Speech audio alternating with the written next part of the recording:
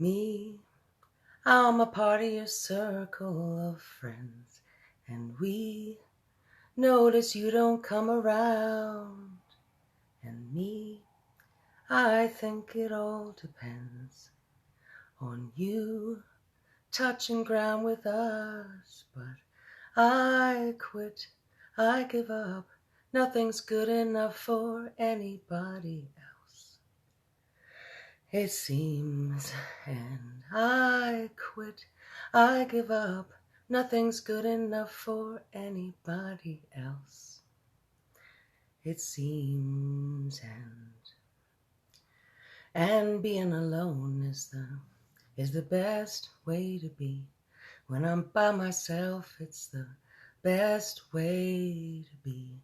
When I'm all alone, it's the best way to be.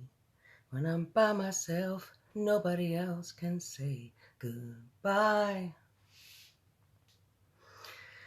Everything is temporary anyways. When the streets are wet, the colors slip into the sky. But I don't know why. That means you and I are. That means you and I quit. I give up. Nothing's good enough for anybody else, it seems. And I quit. I give up. Nothing's good enough for anybody else, it seems. And being alone is the best way to be. When I'm by myself, it's the best way to be. When I'm all alone, it's the best way to be. When I'm by myself, nobody else can say me. I'm a part of your circle of friends, and we notice you don't come around. Ha la la la la la la la la, ding ding. Good evening, everybody. Welcome to Aunty Andrea's Reading Corner. I am your delightful host and mediocre lounge singer, Andrea. Elise, hello. Derry, Will. I know I've got some other folks here. Christina, hi. Oh, Elise, you're here too. Yay. Thank you so much for letting me open with that. It wasn't just because I'm not blaming Emily solely for that. The other night she had said, "Oh, you sound like you've got a lovely singing voice. You should open every episode with it." Hey, babe. All my love up to you and Vernon. Yeah. So Emily said, "Oh, you should sing a song at the top of every show." I was like, laugh out loud. Never gonna do that. But whenever I say that won't happen, I'm like, that's probably going to happen. But anyway, there is actually a reason why I sang that and why that song in particular. As you know, I always start at the top with a little bit of a monologue. And tonight I wanted to it's a little shout out to our special friend, one of my favorite people on this planet, Mr.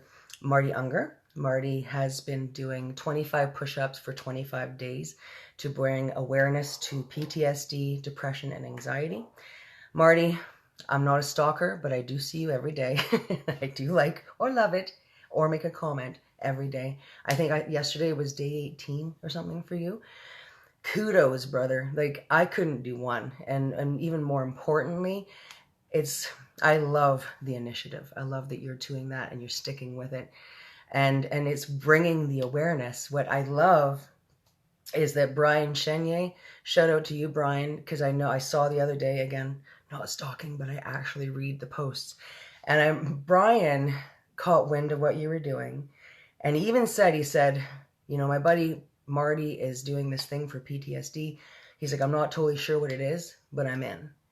And he dedicated himself to 14 push-ups for 14 days. What that says to me, first of all, I'm so proud to be a part of this killer group of people. All of us have known each other for so many years who are so rad that we trust each other so much, even having not seen each other for years. We see a brother online doing something. We know how sincerely wonderful they are, what good heart they have, what integrity they have, what good character they have, that even if you don't know what it is they're supporting, you're in without question. And I think that that's just fantastic. And so now, Marty, you inspired me. And that's why I sang that song tonight. It was kind of combining Emily saying, I was going to do a song anyway as a joke. I was going to do a funny song just to be like, hey, Emily, you inspired me. But then I thought, I was sitting last night, I saw you do your push-ups, and I thought, I'm going to sing this song. So that song, if you don't remember it, it's actually called Michelle, You're Here. Yay, my cousin Michelle, everybody. Michelle, everybody, Michelle. And so yeah, I was watching Marty do his push-ups, and I was thinking about PTSD, depression, anxiety, and I thought of this song. It's Edie Brickell and the New Bohemians. The song is called Circle. I think that album came out 88 to 90, somewhere in there. That's definitely... Hi, Deb! Good to see you! Yay! Oh, everybody's here. I'm so happy. So yeah, that song was one of my favorite songs. It was my go-to song through those depressive, dark, up and down years in the teens. And not just natural depression stuff. I mean, I really did struggle with PTSD myself from stuff that happened when I was a kid, and then later on after my car accident. I'm a huge advocate for counseling. I'm a huge advocate for encouraging people when they have, these conditions, PTSD in particular, depression, anxiety, can be symptoms of PTSD that can be very much intertwined. And so my message is basically, just to wrap this up, is, if you do struggle with any of those things, if you aren't sure maybe, but you think you might, reach out to somebody, talk to somebody. That's the key. That's how I got on my track for, not recovery, but gaining the tools and equipment that I needed to cope with what I find does pop up from time to time through life. That's just how it goes. Sometimes it just doesn't go away. But if you have the tools and equipment you need, which I got from counseling, then you can help yourself every time. So my point is, if there's not somebody that you can reach out to, then reach out to me. I've been counseling people my whole life and helping people help themselves. I will more than happy to help anybody. I'll pay it forward. I have been helped by the most unlikely characters in my life, and I owe my life to those people, and I'm happy to help you. I always say I can't fix it, but I can hold your hand and help you stay balanced while you take the steps yourself, okay? Help find the resources and all that kind of stuff. So don't suffer in silence. I'm here. Marty's here. Brian's here. We're all here, okay? Love you guys. Jen. Hello, Jennifer Page out in Arizona. Oh, Michelle. Love you, Elise. EMDR therapy. Yes, that's why. And also, that's why I became a certified hypnotist to help treat PTSD. I also was an EFT practitioner, emotional freedom technique practitioner. There's so many tools that you can gather, and everybody's different. Some people respond well with one, some respond well with a different one. Auntie Laura, I think I see you smiling. Yay, everybody say hi, Auntie Laura. Hi, Auntie Laura. Oh, she's gone. Fuck. Lame. Anyway, it's too bad. I had Auntie Babs last time, and then she bowed out too. This is just too heavy for the ants. So, anywho's, oh, you are watching. Hi, Auntie Laura. It's, okay, like I said, everybody say hi to Auntie Laura. I won't read until you do. I'll just wait. You all know who she is anyway.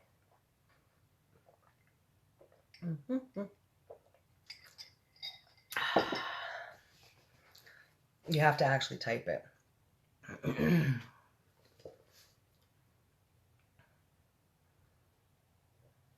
Okay. I'm just going to assume that that's not going to happen. Anyway, Auntie Laura, love you. I speak on behalf of all of us when I say welcome to Auntie Andrea's Reading Corner. I'm glad you joined us. So that's the end of my opening monologue. There we go. Sky says, hi, Auntie Laura. Sky in Australia. Yay. Michelle, hi, Mom. Oh, I love it. It's a family affair. Okay. Like I said, that's just one last Dino. Hi, Dino. One last shout out. Marty, love you. Keep it up. You're just a huge inspiration. Brian, love your spirit and your heart. And let's all, help everybody that we can when we can.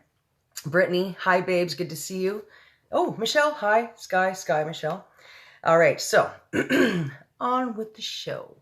Last time I was reading, last time I was reading, if you remember, our little boy who, again, we still don't know his name. I'm assuming that's part of the shtick of this storyline.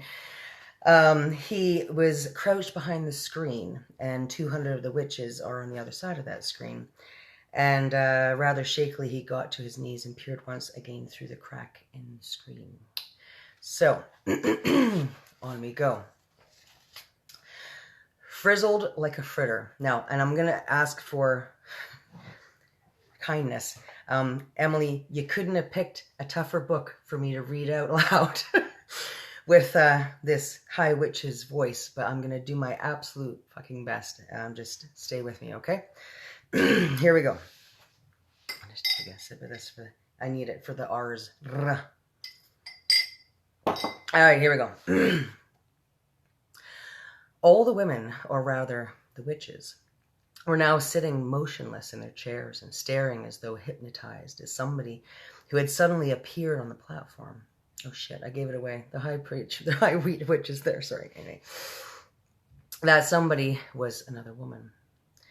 The first thing I noticed about this woman was her size. She was tiny, probably no more than 4.5 feet tall. She looked quite young. I guessed about 25 or 6, and she was very pretty. Sorry, where are we? Oh, yeah. She had on a rather stylish long black dress that reached right to the ground, and she wore black gloves that came up to her elbows.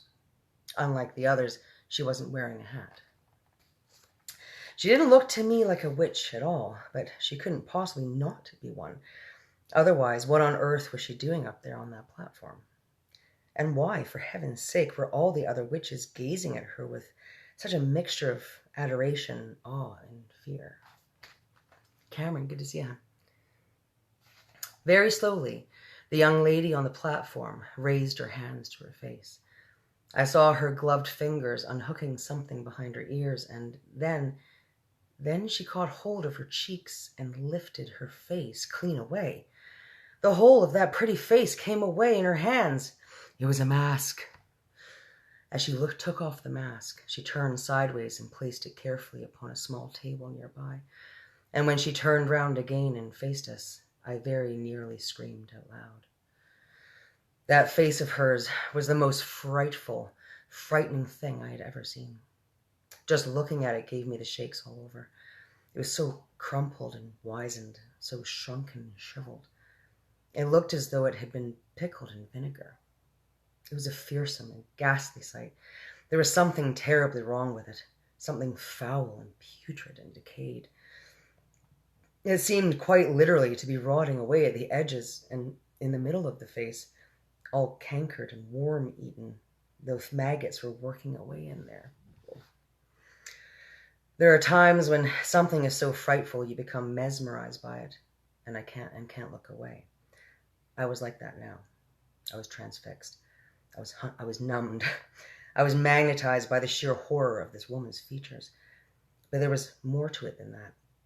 There was a look of serpents in those eyes of hers as they flashed around the audience. I knew immediately, of course, that this was none other than the Grand High Witch herself. I knew also why she had worn a mask. She could never have moved around in public, let alone book in at a hotel, with her real face. Everyone who saw her would have run away screaming. "The doors!" she shouted the Grand High Witch in a voice that filled the room and bounced around the walls. "Are they chained and bolted?" "The doors are chained and bolted, your grandness," answered a voice in the audience. The brilliant snake's eyes that were set so deep in that dreadful, rotten, worm-eating face glared unblinkingly at the witches who sat facing her. "You may remove your gloves," she shouted. Her voice, I noticed, had that same hard, metallic quality as the voice of the witch I had met under the concord tree, only it was far louder and much, much harsher. It rasped, it grated, it snarled, it scraped, it shrieked, and it growled. Everyone in the room was peeling off her gloves. I was watching the hands of those in the back row. I wanted very much to see what their fingers looked like and whether my grandmother had been right. Ah, yes, I could see several of them now. I could see the brown claws curling over the tips of their fingers. They were about 2 inches long, those claws, and sharp at the ends. "You may remove your shoes," barked the Grand High Witch. I heard a sigh of relief going up from all the witches in the room as they kicked off their narrow, high-heeled shoes. And then I got a glimpse under the chairs of several pairs of stockinged feet, square and completely toeless. Oh, revolting they were, as though the toes had been sliced away from the feet with a carving knife. "You may remove your wigs," snarled the Grand High Witch. She had a peculiar way of speaking. There was some sort of a foreign accent there, something harsh and guttural, and she seemed to have trouble pronouncing the letter W. As well as that, she did something funny with the letter R. She would roll it around and around her mouth like a piece of hot pork crackling before spitting it out. "Remove your wigs and get some fresh air into your spotty scalps," she shouted, and another sigh of relief arose from the audience as all the hands went up to their heads and all the wigs, with the hat still on them, were lifted away. There now appeared in front of me, row upon row of bald female heads, a sea of naked scalps, every one of them red and itchy looking from being rubbed by the lining of the wigs. I simply cannot tell you how awful they were, and somehow the whole sight was made more grotesque, because underneath those frightful scabby bald heads, the bodies were dressed in fashionable and rather pretty clothes. It was monstrous. Unnatural. We lost Auntie Laura. Oh well. She'll be back.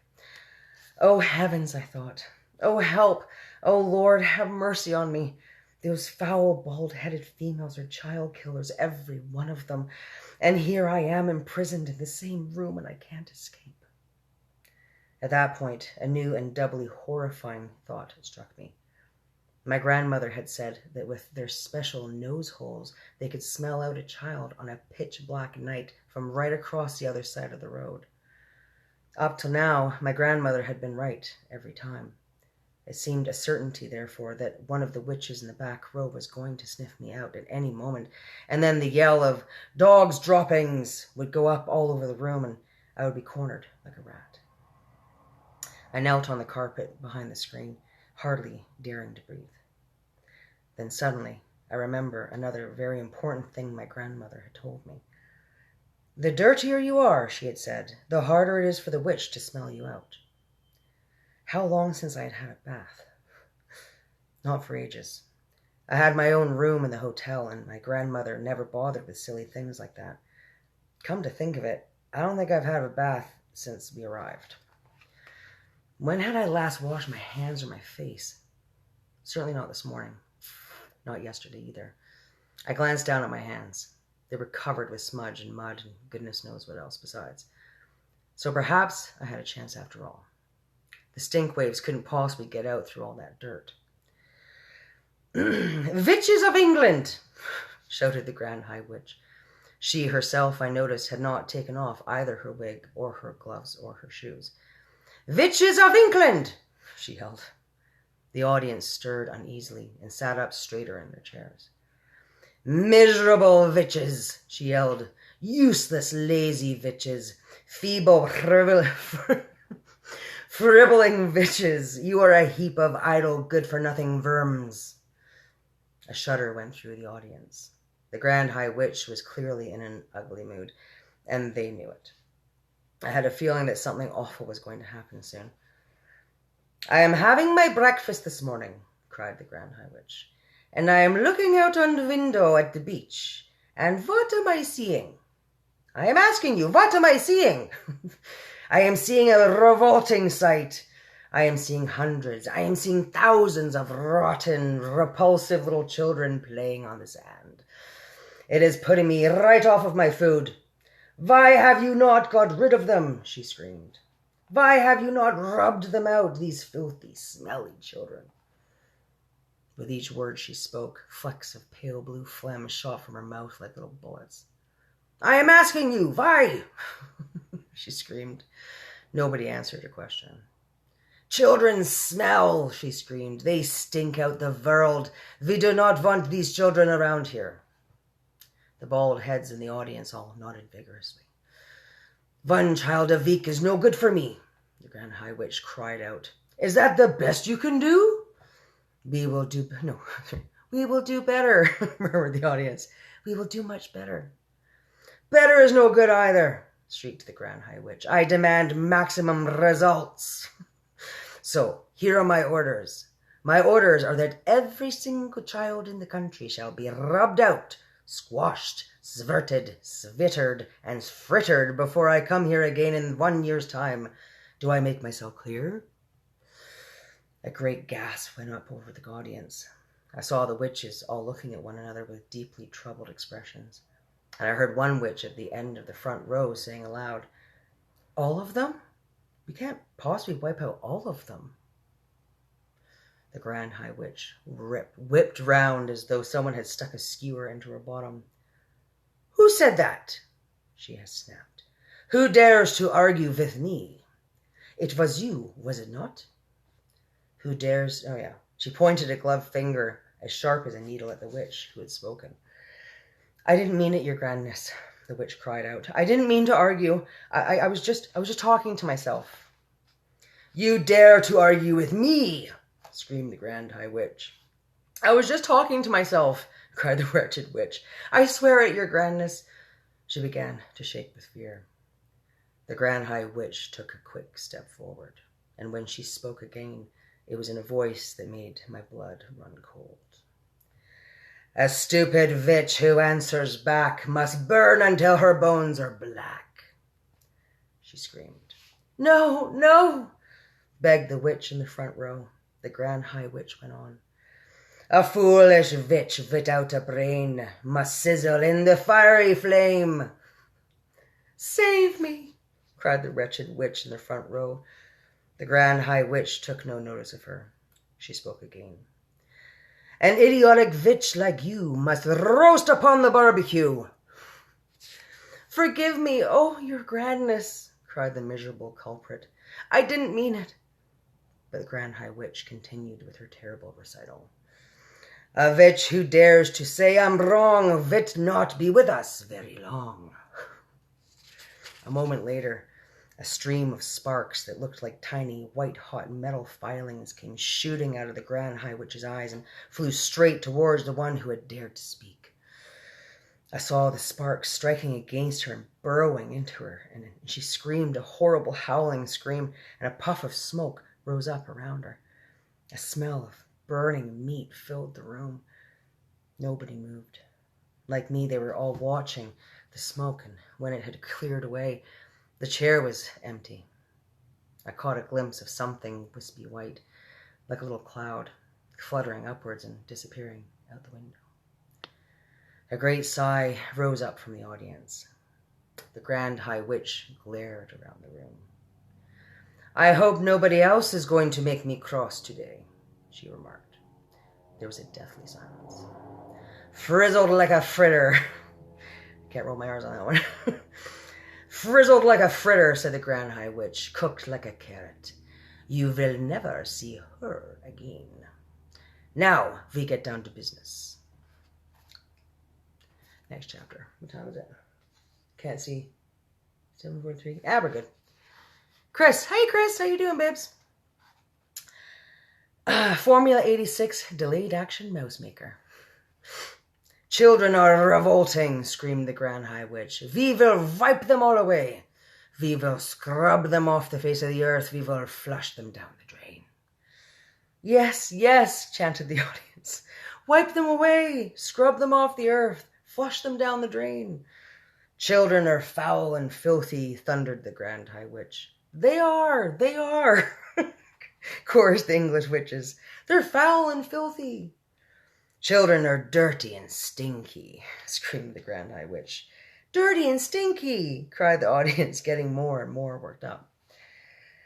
"Children are smelling of dogs' droppings," screeched the Grand High Witch. Pooh! Cried the audience. Pooh! Pooh! Pooh! Oh my God, they are worse than dogs' droppings, screamed the Grand High Witch. Dogs' droppings is smelling like violets and primroses compared to children. Violets and primroses, to the audience. Sorry, I know it's not funny, but they were clapping and cheering almost every word spoken from the platform. The speaker seemed to have them completely under her spell. Oh shit. The pharmacy's telling me that my prescription's ready. Decline. Sorry, guys. It's 10% Voltaren for my bad shoulder. It's a topical ointment. Anyway, moving on. The speaker seemed to have them completely under her spell. To talk about children is making me sick, screamed the Grand High Witch. I'm feeling sick even thinking about them. Fetch me a basin. The Grand High Witch paused and glared at the mass of eager faces in the audience. They waited, wanting more.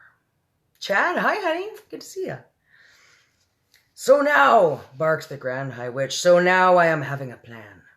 I am having a giganticus plan for getting rid of every single child in the whole of England. The witches gasped. They gaped. They turned and gave each other ghoulish grins of excitement. Yes, thundered the Grand High Witch, we shall swish them and swallow them. Oh, Christ. And we shall make to disappear every single smelly little brat in England in one stroke. Whoopee! Cried the witches, clapping their hands. You're brilliant, oh, your grandness. You are fantabulous. Shut up and listen, she snapped. Listen very carefully and let us not be having any muck-ups. The audience leaned forward, eager to learn how this magic was going to be performed. Each and every one of you, thundered the Grand High Witch, is going to go back to your hometowns immediately and resign from your jobs. Resign, give notice, retire. We will, they cried. We will resign from our jobs. And after you have resigned from your jobs, the Grand High Witch went on, each and every one of you will be going out and you will be buying. She paused. What will we be buying? They cried. Tell us, O brilliant one, what is it that we shall be buying? Sweet shops, shouted the Grand High Witch. Sweet shops, they all cried. We're going to buy sweet shops from a frumptious wheeze. Each of you will be buying for yourself a sweet shop. You will be buying the very best and most respectable sweet shops in England. We will, they answered. Their dreadful voices were like a chorus of dentist drills all grinding away together. I am wanting no tuppenny halfpenny crummy little tobacco-selling newspaper sweet shops. Matt, how you doing, babe? Good to see ya, shouted the Grand High Witch. I am wanting you to get only the very best shops filled up high with vile piles and piles of luscious sweets and tasty chocks. The best, they cried. We shall buy the best sweet shops in town. You will be having no trouble in getting what you want, shouted the Grand High Witch, because you will be offering 4 times as much as a shop is worth, and nobody is refusing an offer like that. Money is not a problem to us witches, as you know very well. I have brought with me 6 trunks stuffed full of English banknotes, all new and crisp. And all of them, she added with a fiendish leer, all of them homemade. The witches in the audience grinned, appreciating this joke. At that point, one foolish witch got so excited at the possibilities presented by owning a sweet shop that she leaped to her feet and shouted, The children will come flocking to my shop, and I will feed them poison sweets and poison chalks and wipe them all out like weasels. The room became very suddenly silent. I saw the tiny body of the Grand High Witch stiffen and then go rigid with rage. Who spoke? She shrieked. It was you over there. The culprit sat down fast and covered her face with her clawed hands. "You blithering bumpkin," screeched the Grand High Witch. "You brainless bog vumper. Are you not realizing that if you are going around poisoning little children, you will be caught in 5 minutes flat? Never in my life am I hearing such a bosh-voppling suggestion coming from a witch." The entire audience cowered and shook. I'm quite sure they all thought, as I did, that the terrible white-hot sparks were about to start flying again. Curiously enough, they didn't. "If such a tom-fiddling idea is all you can be coming up with," thundered the Grand High Witch, "then it is no wonder England is still swarming with rotten little children." There was another silence. The Grand High Witch glared at the witches in the audience. "Do you not know," she shouted at them, "that we witches are working only with magic?" "We know, your grandness," they all answered. "Of course we know." The Grand High Witch grated her bony gloved hands against each other and cried out, "So each of you is owning a magnificent sweet shop. The next move is that each of you will be announcing in the window of your shop that on a certain day you will be having a great gala opening with free sweets and chalks for every child. That will bring them in, the greedy little buggers," cried the audience. "They'll be fighting to get through the doors." "Next," continued the Grand High Witch, "you will prepare yourselves for this great gala opening by filling every chalk and every sweet in your shop with my very latest and greatest magic formula. This is known as Formula 86 Delayed Action Mouse Maker." "Delayed Action Mouse Maker," they chanted. "She's done it again. Her grandness has concocted yet another of her wondrous magic child killers. How do we make it, O brilliant one?" "Exercise patience," answered the Grand High Witch. "First, I am explaining to you how my Formula 86 Delayed Action Mouse Maker is working. Listen carefully." "We are listening," cried the audience, who were now jumping up and down in their chairs with excitement. "Delayed Action Mouse Maker is a green liquid," explained the Grand High Witch, "and one droplet in each chalk or sweet will be quite enough. So here is what happens. Child eats chalk, which has in it Delayed Action Mouse Maker liquid. Child goes home feeling fine. Child goes to bed, still feeling fine. Child wakes up in the morning, still okay. Child goes to school, still feeling fine. Formula, you understand, is delayed action and is not working just yet." "We understand. Oh, brainy one," cried the audience. "But when does it start working?" "It is starting to work at exactly 9 o'clock, when the child is arriving at school," shouted the Grand High Witch triumphantly. Child arrives at school. Delayed Action Mouse Maker immediately starts to work. Child starts to shrink. Child is starting to grow fur. Child is starting to grow a tail. All this happening in precisely 26 seconds. After 26 seconds, child is not a child any longer. It is a mouse.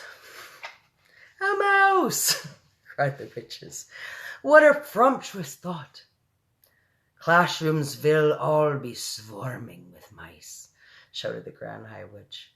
"Chaos and pandemonium will be reigning in every school in England. Teachers will be hopping up and down. Women teachers will be standing on desks and holding up skirts and yelling, 'Help, help, help!' They will, cried the audience. "And what," shouted the Grand High Witch, "is happening next in every school?" "Tell us," they cried. "Tell us, O brainy one." The Grand High Witch stretched her stringy neck forward and grinned at the audience, showing 2 rows of pointed teeth, slightly blue. She raised her voice louder than ever and shouted, "Mouse traps are coming out!" "Mouse traps!" cried the witches. "And cheese!" shouted the Grand High Witch. Pardon me. Teachers is all rushing and running out and getting mouse traps and baiting them with cheese and putting them down all over the school. Mice is nibbling cheese. Mouse traps are going off. All over the school, mouse traps is going snippity snap. And mouse heads is rolling across the floors like marbles. All over England, in every school in England, noise of snapping mouse traps will be heard. At this point, the disgusting old Grand High Witch began to do a sort of witch's dance up and down the platform, stamping her feet and clapping her hands. The entire audience joined in the clapping and the foot stamping. They were making such a tremendous racket that I thought surely Mr. Stringer would hear it and come banging on the door, but he didn't. Then, above all the noise, I heard the voice of the Grand High Witch screaming out some sort of an awful, gloating song. Here we go.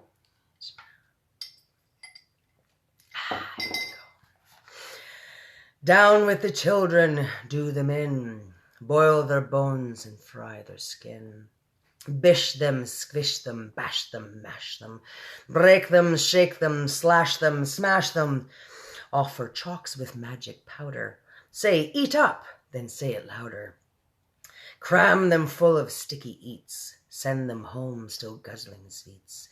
And in the morning, little fools, go marching off to separate schools. A girl feels sick and goes all pale. She yells, hey look, I've grown a tail. A boy who's standing next to her screams, help, I think I'm growing fur. Another shouts, we look like freaks, and there's whiskers growing out of our cheeks.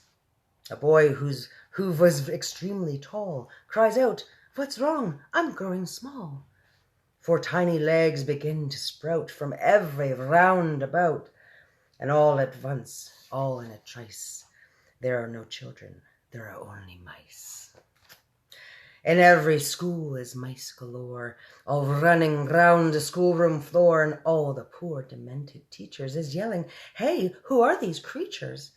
They stand upon the desks and shout, get out, you filthy mice, get out! While someone fetch some mouse traps, please, and don't forget to bring the cheese. Now mouse traps come, and every trap goes snippity snip and snappity snap. The mouse traps have a powerful spring. The springs go crack and snap, and bing is lovely noise for us to hear, is music to a witch's ear. Dead mice is every place around, piled 2 feet deep upon the ground. The teachers searching left and right, but not a single child in sight.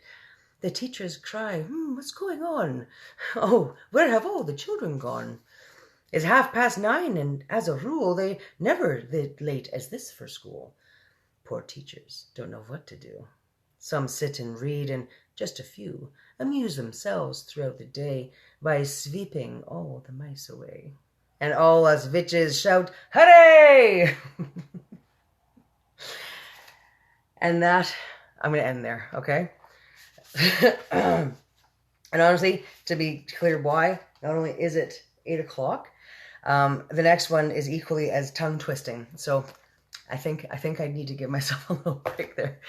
But thank you so much for joining me. As always, I hope everybody's enjoying it. I hope I was able to do the Grand High Witch's voice some justice. I don't know. I've never seen the movie, so I'm not sure how Angelica Houston does it. I prefer to, do my own take, I'm a creative genius, of course, tortured genius. Anyway, thanks so much for joining me.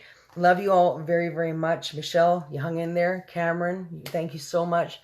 I see people kind of flitting in and out. It's hard. I don't have a complete list, but really thank you so much for joining me. As always, I will be back on, today's Thursday, so Monday. I don't even know what fucking day it is half the time. I'm like, I feel it could be as easily Monday in my mind, but it's not. And, happy Thanksgiving this weekend, of course. Everyone will be eating their turkeys and enjoying time with their families in their little bubbles. I know I, for one, will be hanging out with my beautiful family and expressing my great gratitude for the beautiful blessings in the life that I have. Despite all the challenges, you know what? We're doing pretty darn good. So, I love you all. Have a wonderful evening and take care of yourselves and each other. I will see you on Monday. Love you, Michelle. I love you, cuz. Have a wonderful evening.